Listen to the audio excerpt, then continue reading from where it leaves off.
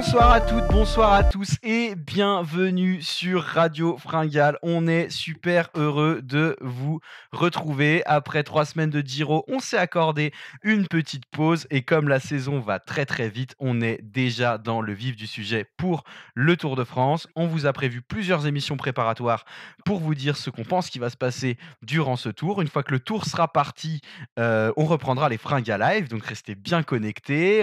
Tous les petits jeux qu'on va faire là en début d'émission, ce sera des jeux qui seront potentiellement dans les Fringales Quiz. Donc si vous nous découvrez, restez attentifs. Comme dit, si c'est la première fois que vous êtes là, pensez à vous abonner. Je vous présente tout de suite mes comparses qui sont là avec moi ce soir pour l'émission où on va parler des 3 points clés qui, selon nous, vont permettre à un des coureurs de remporter ce Tour de France. Sans plus attendre, il est là, il est beau, il est frais, le triathlète de l'émission. Salut Adrien, comment vas-tu ? Salut la ça va, écoute, j'ai à peine récupéré du Giro qu'il faut repartir sur le Tour, voilà. Mais c'est comme ça, hein, il y a pas le choix. Moi, Hygiène de l'avantage, c'est que vie, hein. j'ai juste à regarder les coureurs monter l'école à la télé et pas aller grimper avec eux, et ça, c'est quand même beaucoup moins fatigant. Donc, on va leur dire, du coup, depuis notre canapé, on va leur dire où il faut attaquer pour gagner. La Et base. voilà, et c'est comme ça qu'il faut faire. Parce qu'on n'est pas un peu les meilleurs DS du peloton. On l'a entendu rifougner derrière, c'est Raph. Salut Raph, comment vas-tu ? Salut les gars, ça va super bien. Je suis de retour de Verdun pour repartir sur des routes un peu plus escarpées avec le Tour de France qui nous attend. Ouais. Et puis je vais pas tarder à aller moi aussi me faire un petit repérage d'école plutôt que de les regarder à la télé, hein, Adri? Non, mais voilà, bravo. C'est beau, c'est propre. Ok, Non, mais messieurs. voilà, content de pouvoir parler de ce qui va marquer le Tour de France, parce qu'à mon avis, c'est pas là où on l'attend que le Tour de France va se jouer. Ok, sans plus attendre, messieurs, on va faire le petit point sur ce qui nous attend pour cette toute première émission. On va parler de 3 étapes. Si vous voulez plus d'avis, notre avis en tout cas, sur le tour, vous pouvez aller voir notre vidéo, je mettrai le lien dans la description, où on avait fait une preview générale du tour pour cette année. Et là, on va juste se focus sur 3 vraiment points qui, selon nous, vont être des points méga importants pour ce Tour de France. Alors, présentation de 3 étapes, mais avant, messieurs, je vous ai préparé un petit jeu habituel et je vous ai préparé... Quand même. Parce que c'est bien que les auditeurs y jouent, mais à un moment, voilà. Oui, vous avez un duel à entretenir. Un petit qui suis-je pour se mettre en jambes. Allez, Tour de France en plus, je suis plus à l'aise que sur le Tour d'Italie. Alors, qui suis-je ? Je participe à ma première course cycliste en 1968. Jusqu'à cette date, on me connaissait plutôt pour d'autres raisons. Mais Jean Stablinski et Édouard Delergue, qui m'avaient découvert, n'ont pas hésité à me mettre le pied à l'étrier, et c'est suite à leur enthousiasme que je me lance dans le vélo. Très vite, je deviens incontournable, et les coureurs me craignent. Adversaire, je suis une des adversaires redoutables. On me met sur le dos des chutes, des crevaisons, il paraît que je suis dans tous les mauvais coups. Mais même si cela est parfois vrai, non. Je reste spectaculaire et c'est pour ça que l'on m'aime. En 2005, je mets ma carrière en pause durant 1 an. J'ai besoin de me refaire une santé, de me refaire la chaussée. Hein ? Rébelline ? Ouais. Hein ? Non. J'ai besoin de me refaire la santé, de me refaire la chaussée. En 2008, j'inaugure une stèle en l'honneur de Jean Stablinski, sans qui je serais resté inconnu du grand public. Ma dangerosité aura fait ma renommée. Et sans moi, l'enfer du Nord ne serait pas ce qu'il est aujourd'hui. Bonnen ? Longue, non, de 2400 mètres. Je suis un moment mythique de Paris-Roubaix. On m'appelle... Oui, bravo Adrien, bien joué, d'Arenberg. Un coureur, oh là là. Je vous ai bien niqué, Tu nous as bien eu, Salopio. Hier, je réfléchissais, j'étais en train de faire des qui suis sur les coureurs, je me revoyais faire des qui suis qui me prennent 20 minutes pour que Adri trouve le coureur en 30 secondes. Du coup, je me suis dit, allez, alors là, je vais bien vous faire galérer, je vais vous faire croire que c'est un cycliste. Et non, bien joué. Je suis situé... Pour ça, je me suis dit, mais découvert en 68 et puis toujours en 2005, tu fais des trucs. Ça, ouais. Il y a une longue carrière. Du coup, j'ai dit Valverde. Donc, je suis situé le long de la zone minière de Wallers-Arambert. Je suis la trouée ou la tranchée d'Arambert. Bravo Adri pour ce magnifique Qui suis-je? Alors, Bien trouvé, bien trouvé. ouais, je Ouais. vois que tu restes chaud malgré les petits pièges que je tends, hein, Ouais, non mais Stablinski, découvert par Stablinski, j'aurais dû savoir. Et J'aurais tellement aimé te la sortir tout de suite. bah, c'est exactement ce que je me suis dit. Je me suis dit: «Il va me balancer, ah oui, mais Édouard Delerre et ça, mais oui, c'est la trouée d'Arambert, bien sûr», et j'aurais fait: «Putain, mais il est insupportable ce mec, 3e phrase, laisse-moi au moins terminer la 5e». Alors, on a préparé, comme je disais, 3 étapes pour aujourd'hui. Sans plus attendre, je vais vous donner la mienne. Je pense que ce Tour de France, cette année, va se jouer sur une magnifique étape, qui est la 11e étape entre Albertville et le col du Granon, Serre-Chevalier. Alors pourquoi? Pourquoi cette étape? Étape longue de 151 km avec 3 cols, un col de première catégorie, 2 cols hors catégorie, un enchaînement télégraphe 12 bornes à 7%. Galibier, 17 bornes,7 à 7%. Arrivant à 2600 mètres d'altitude. Le col du Granon, pour terminer, 11,3 bornes à 9,2%. En gros, quand vous montez, c'est quasiment du 10% non-stop qui arrive à 2400 mètres d'altitude. Alors, pourquoi, selon moi, cette étape va être un tournant du Tour? Eh bien, messieurs, voici mes arguments. Je pense que la première semaine va être très difficile, qu'il va y avoir des premières banderilles à se placer dans le dos là, dans des étapes de montagne, mais c'est la vraie première grosse étape de montagne de ce Tour. Elle arrive après, comme je le disais, presque 10 jours de course qui seront fatigants pour tout le monde. Et là, le gars qui a les grosses jambes, il va mettre, selon moi, tout le monde d'accord. Alors c'est triste pour le suspense, hein, mais je pense que celui qui va éclater tout le monde dans le col du Granon, qui est relativement difficile, même si plutôt régulier, ça monte très raide sur des petites routes, c'est en altitude, et après l'étape qui vont se fader, il faudra encore être en canne. C'est le mec qui, à mon avis, gagnera le Tour. Et désolé pour le suspense. Et je pense qu'il sera slovène. Voilà. Et qu'il a moins de 25 ans. Voilà. Allez. Non, et voilà, Si vous merci de voulez, nous avoir alors, suivis le en tout maillot cas. vert, le maillot jaune et le maillot à pois. Voilà. Alors, que pensez-vous de cette étape déjà? C'est une belle étape Ah, c'est avec une belle Ouais. étape. c'est vraiment bah, voilà, des trucs, qu'on aime, les étapes c'est pour ça qu'on aime le vélo, c'est pour ça qu'on aime regarder, les étapes de montagne en intégralité à la télé. En plus, elle est courte, elle fait 150 kilomètres et ça va être déjà des superbes images. Alors je suis assez d'accord avec toi dans le sens où effectivement, c'est la première étape de montagne, donc on se souvient, hein, de l'époque, Froome et Sky où, il fallait, tout écraser. Armstrong, il faisait un petit peu pareil, 1re arrivé au sommet, 1re grosse étape de montagne, on fait péter tout le monde.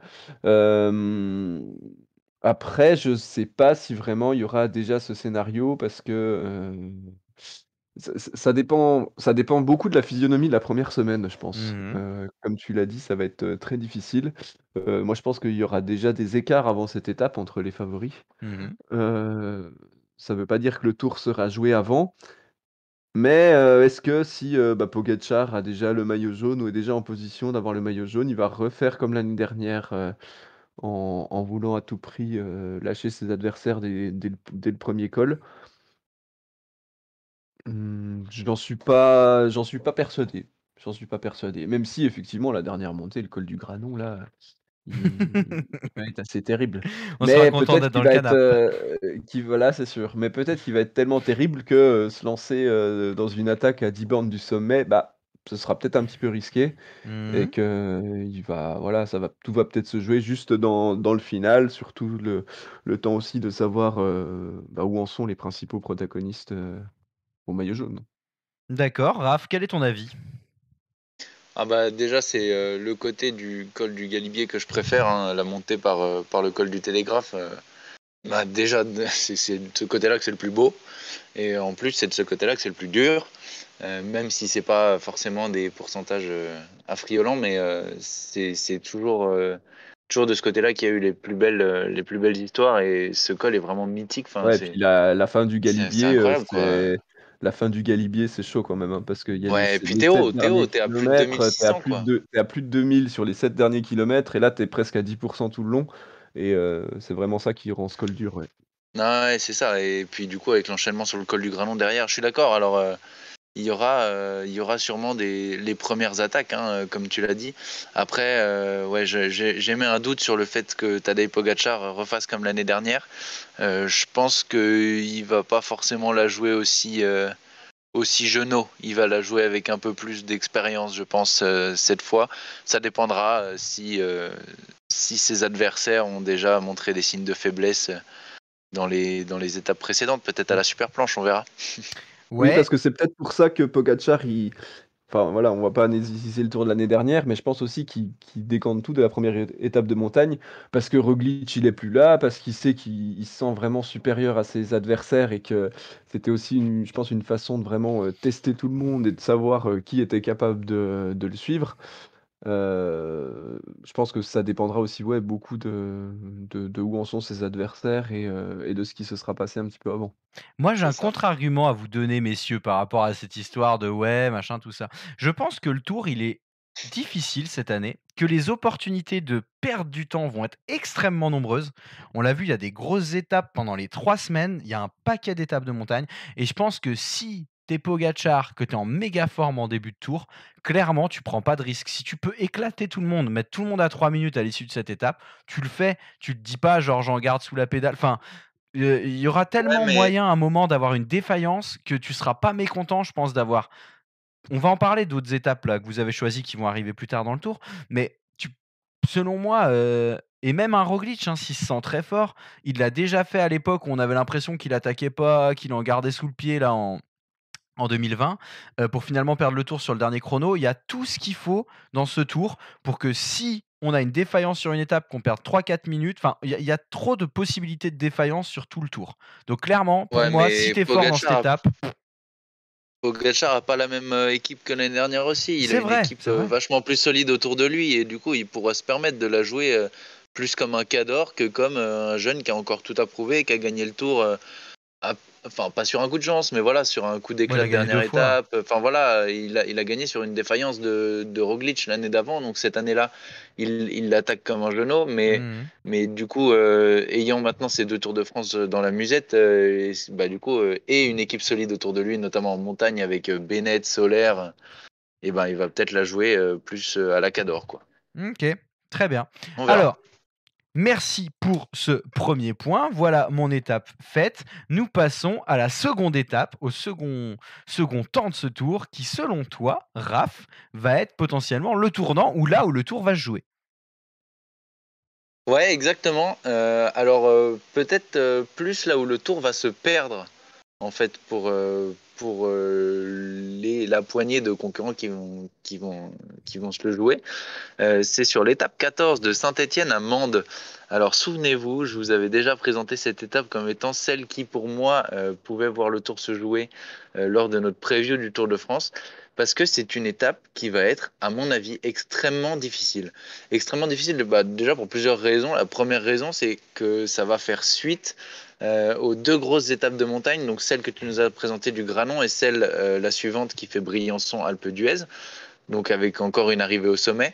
Le lendemain, on aura une pseudo-étape de repos, mais qui ne permettrait pas aux organismes bien entamés par ces 2 jours de montagne de se reposer totalement. Et on va attaquer en fait très vite des toutes petites routes, en fait, les routes de Haute-Loire, les routes de Lozère.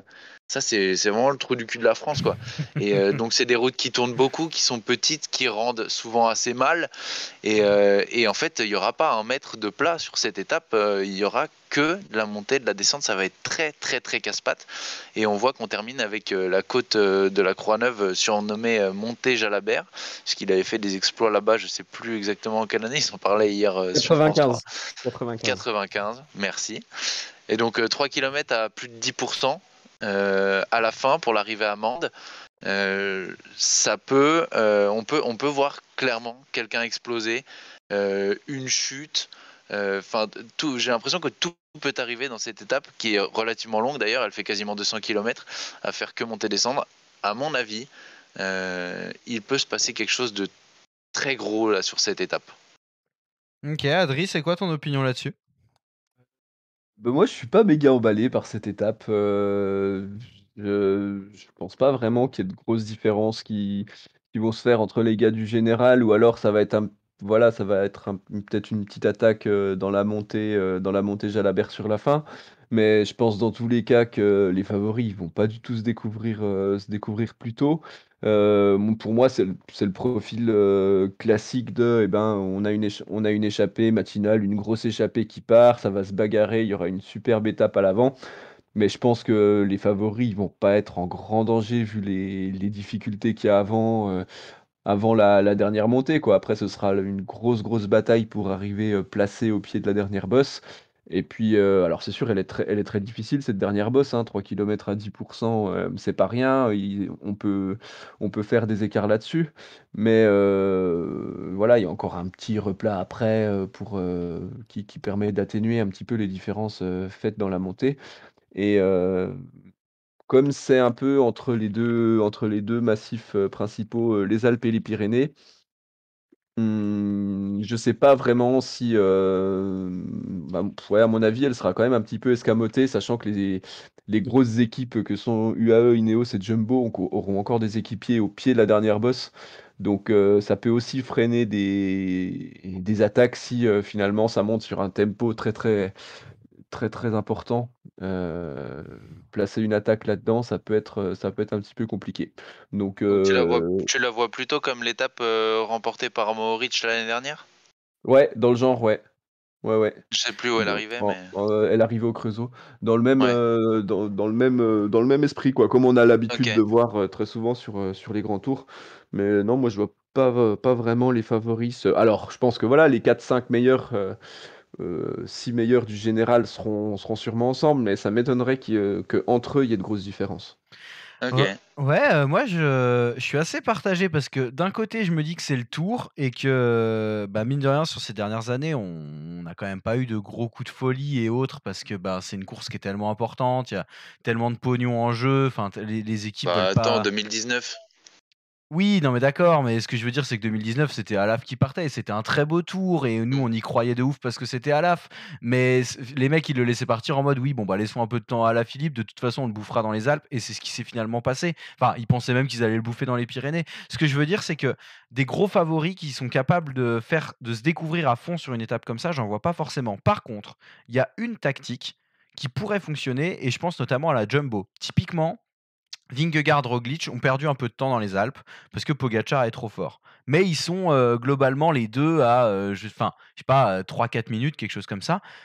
Le matin, ça fait le forcing pour partir dans l'échappée, comme des zouaves. Ils ont paquet de coureurs qui seront monstrueux si c'est un peu une classique, sur un profil pardon comme ça qui ressemble à une classique, des Laporte, des Benoît, des Van Aert, des machins et moi je vois bien le coup où si pour moi la seule manière où cette étape peut être une bagarre de favoris, c'est il y a une équipe, même un Ineos qui aura plusieurs leaders potentiels, qui décide d'envoyer un mec qui est genre à 5-6 minutes au général dans l'échappée. Derrière, tout le monde se dit ou dit: «Bah, vas-y UAE, roulez quoi». Une équipe, elle peut pas contrôler cette étape toute une journée s'il y a une échappée de 10 mecs devant avec des gars costauds. Je pense à des Mohoric, des Van der Poel, des mecs qui sont partis pour gagner l'étape et un gars bien classé au général qui veut reprendre du temps. Je pense pas que même la UAE, aussi forte qu'elle soit, elle puisse contrôler tout ça sans problème et le départ avec ses petites bosses, ses petits machins est quand même pas mal propice à la bagarre et je me dis qu'il y a potentiellement un monde dans lequel, il y a un mec comme, Vingegaard qui est à, 6 minutes au général, qui se met là-dedans et qui, toute la journée fait suer UAE, les fatigue, les fatigue, les fatigue et là, on aura une belle baston. Au-delà de ce scénario-là, j'ai aussi un peu de mal à voir les favoris vraiment se mettre sur la gueule et Bah, la tu vois, côte de largement. c'est marrant parce que c'est exactement le scénario qu'il y a eu en 95 quand Jalabert il gagne. Ah Justement, ouais? ils partent, dans une Oui. échappée, matinale où la ONC ils bastonnent, ils mettent plusieurs coureurs devant et puis après OK. derrière, c'est les Banesto d'Indurain qui sont obligés de rouler comme des tarés et finalement Jalabert, je sais pas combien, mais il reprend peut-être 5 minutes ce jour-là, Ouais, heu, ouais, il se remet grâce dans le à classement et tout grâce le à monde pensait au qu'il allait travail sauter Indurain. de de ses coéquipiers et donc c'est rigolo que tu envisages ce scénario-là pour, Bah, sans voilà, spoil, je connaissais pas, ce éventuellement, voilà, scénario ouais, d'étape-là. C'est vraiment genre je me dis mais même tu donc sais, s'il y a du Yates, du Tao Geoghenaert qui sont pas trop loin parce que si Martinez est pas au taquet, enfin je veux dire même Ineos peut avoir ce ouais, scénario-là puis même et même même s'il est 2 au taquet, équipes. hein, à la Ouais, oui, limite. oui. Non mais enfin voilà, il y a trop moyen pour moi, Parce que Mmh. franchement, UAE, ils ont une belle équipe, mais pour moi, ils ont pas non plus des monstres qui vont être capables de rouler comme des ânes derrière toute la journée. Enfin, imagine, tu as une étape dans laquelle tu arrives à mettre, une échappée pardon, dans laquelle tu arrives à mettre, Benoît pardon, Kruijswijk qui partent, enfin, oh là là, Benoît pardon et Vingegaard qui partent avec du Van der Poel Caladal, du Mohoric Caladal. Enfin, tu Ouais. vois? Je veux dire, Mohoric, Van der Poel devant, avec d'autres gars qui sont bons dans les classiques, du, Søren Kragh Andersen ou du, comment il s'appelle là, le mec sur qui je mise jamais bien là, qui a encore raté ses sprints, le gars de la Trek? Steven. Ah, Steven, pardon. Steven. ouais. Enfin voilà, des mecs comme ça quoi, qui sont devant et genre juste si l'échappée elle part et que tu mets un favori là-dedans, plus un équipier, clairement ça peut aller méga loin quoi et je vois pas quelle équipe peut rouler sur Ap des monstres. après, pour voir si les autres équipes laissent, bosser, UAE, Ou s'ils se battent si pour une Pogačar 8e est en place au jaune. général. Ah! Quand tu vas voir Thor Nielsen rouler en Ouais, tête de peloton pour j'allais dire. continuer là-dessus, on en reparlera, tu Oh seras en pleurs putain, sur ton canapé. grave. Ou non, mais tu sais, Henrik Mais Mas. Henrik Mas qui a déjà perdu 5 minutes, qui est genre oui, bah, voilà. 6e, tu sais, et là, les Voilà, Movistar font puis non, comme par non, hasard, ils défendez. étaient mal placés. Ils ont loupé le coche et parce que ça aussi, Oh, tellement. on est pas et moi, je sais qu'en général, ça m'énerve, quoi. Ouais, Parce que je pense que la responsabilité de la course, elle est au maillot jaune et elle est à l'équipe du maillot jaune et totalement d'accord. quand il y a le 4e qui part et c'est pas enfin voilà, pour moi, c'est pas au 3e ou au 2e de rouler pour défendre leur podium, Mmh mh. c'est au maillot jaune d'assumer le poids de la course. Mais bon, malheureusement, ça se fait pas tout le temps comme ça et encore, si c'est le 4e pour aller chercher le podium, à la limite, tu peux te dire: «Le gars, il roule pour défendre son podium», mais quand c'est le 6e qui roule pour défendre parce que le 8e, il est parti devant, Ça fout les là, boules, ça oui. De ouf. OK, est-ce qu'on a fait le point sur cette étape Saint-Étienne-Mende ou est-ce que vous voulez rajouter des choses? moi, c'est Ça va. bon, je sais pas, Raph, non? Non, non, moi j'ai hâte d'entendre parler de l'étape pyrénéenne. L'étape suivante, Adri, tu nous as concocté une petite étape qui, selon toi, sera le tournant de ce Tour. Ouais, c'est l'arrivée sur les Champs-Élysées. Non, non, non. Oh, il est con. Oh, il est con. Ouais, c'est la non, non, ce que j'ai Tu veux dire la chute sur le secteur pavé des Champs-Élysées là? Très difficile, hein, très difficile ce secteur pavé. par beau temps, trop de confiance et puis je bim. Hem, non, plus sérieusement, c'est la 18e étape, qui part de Lourdes et qui arrive, à Hautacam. Alors, pourquoi j'ai choisi, cette étape? Déjà parce que c'est la dernière étape de montagne du Tour, donc le dernier jeudi. Et elle est courte, elle fait 143 kilomètres et surtout il y a un enchaînement de cols dans les 80 derniers kilomètres où, on enchaîne l'Aubisque, on monte l'Aubisque, on redescend du côté du Soulor, après on remonte, l'Inédit, col de Spandelle. Donc ça, c'est la première fois du coup que le Tour de France va prendre ce col, alors que l'Aubisque, c'est quand même là, je sais plus, il a été monté par le Tour de France, à peu près 73 fois. Oh Voilà. putain. Il a été monté 73 fois par le Tour de France, donc il faisait partie des premières étapes de montagne en 1910 et de 1910 à 1958, il a été monté tous les ans. Mais ils Ce ont qui pas de cassait col moins dans la les tête Pyrénées aussi, c'est pour ça. cassait moins la tête et je pense qu'il y avait quand même moins de routes aussi. Voilà. Et donc pour dire que c'est quand même une ascension, mythique, du Tour de France, c'est pas la plus dure et moi j'aime bien cette, voilà, on va faire un col mythique, après on va chercher un col inédit, qui est bien plus difficile et ensuite après ce col de Spandelle, on redescend et on monte, tout de suite sur, la station d'Hautacam.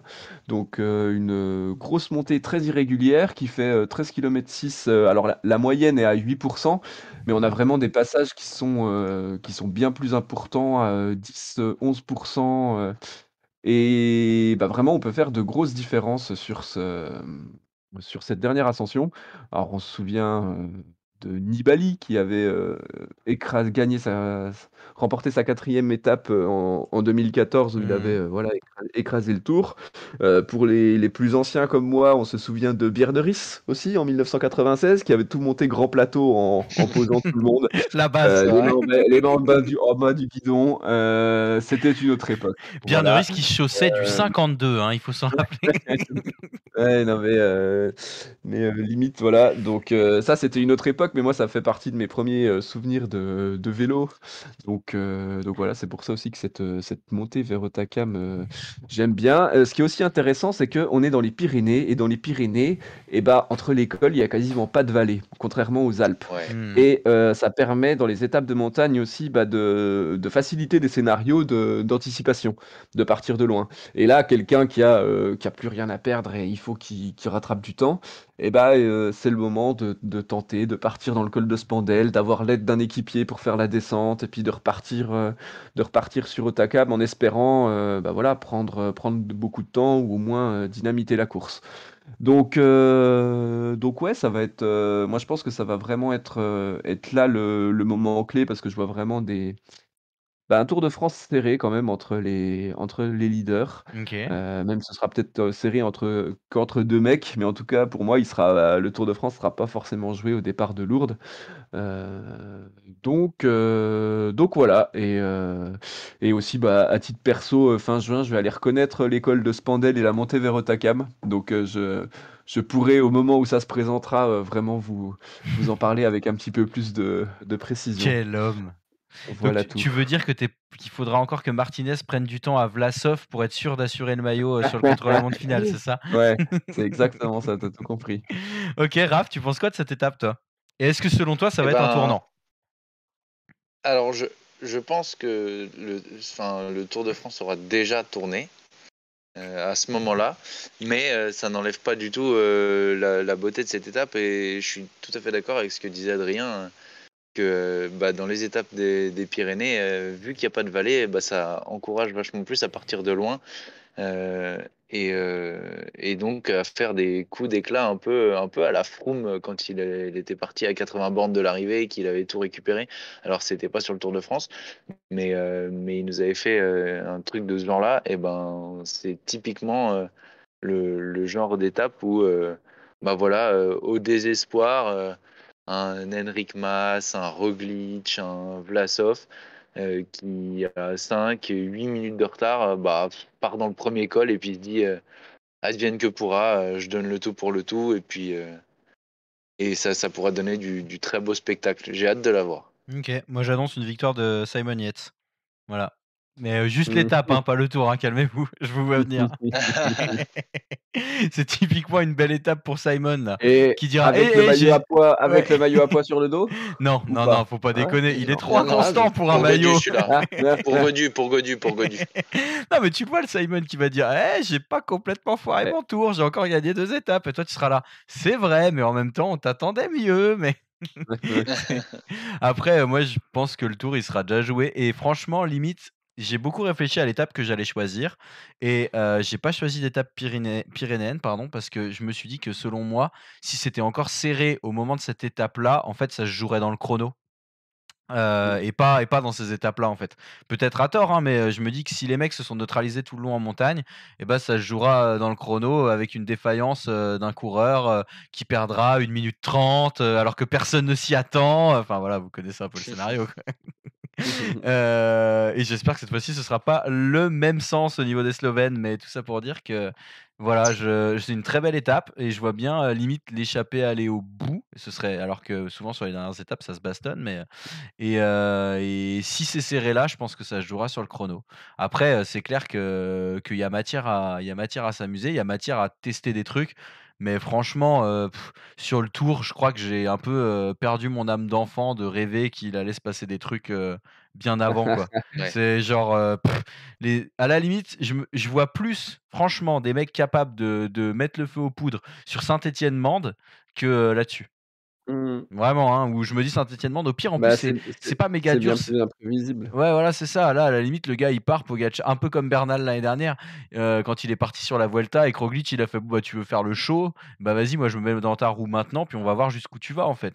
Bah, franchement, je pense que si Pogacar, il est en méga forme et qu'il y a un gars qui fait ça, il va dire: «Allez, go, je saute dans ta roue et puis, en fait, je te pèterai dans Hautacam et puis, j'irai gagner l'étape, quoi». Mmh. Et puis, Bah, on au sera moins, bien marrés à faire, 80 il y bornes aura à eu l'avant. voilà, il y aura une attaque et puis nous Oui, aussi, oui, on sera oui. bien contents. Non, mais c'est vrai, c'est vrai. OK, très bien. Est-ce que vous avez encore des choses à rajouter sur cette étape, messieurs?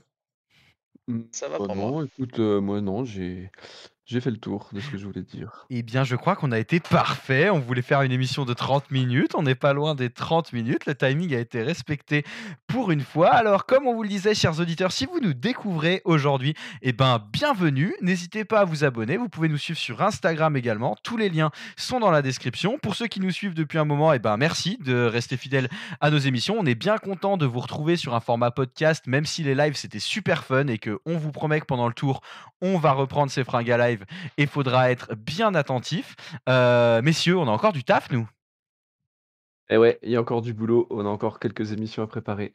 Voilà, donc on vous souhaite le meilleur pour la suite. Continuez à regarder ces petites courses de préparation, hein. Bien évidemment, vu que ces émissions sont enregistrées à peine à l'avance, si jamais il s'est passé des choses entre-temps, eh ben peut-être que voilà, on parle de Pogacar-Roglic, mais quand Roglic aura chuté sur la dernière étape du Dauphiné et qu'il sera out pour le Tour, on verra les choses autrement. Mais c'est comme ça, ainsi va la vie. En attendant, prenez soin de vous, pensez à vous alimenter car même en été lorsqu'il fait chaud, la fringale guette et l'eau c'est important. Messieurs, bonne soirée.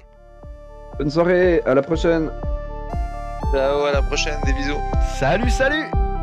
Ciao, ciao.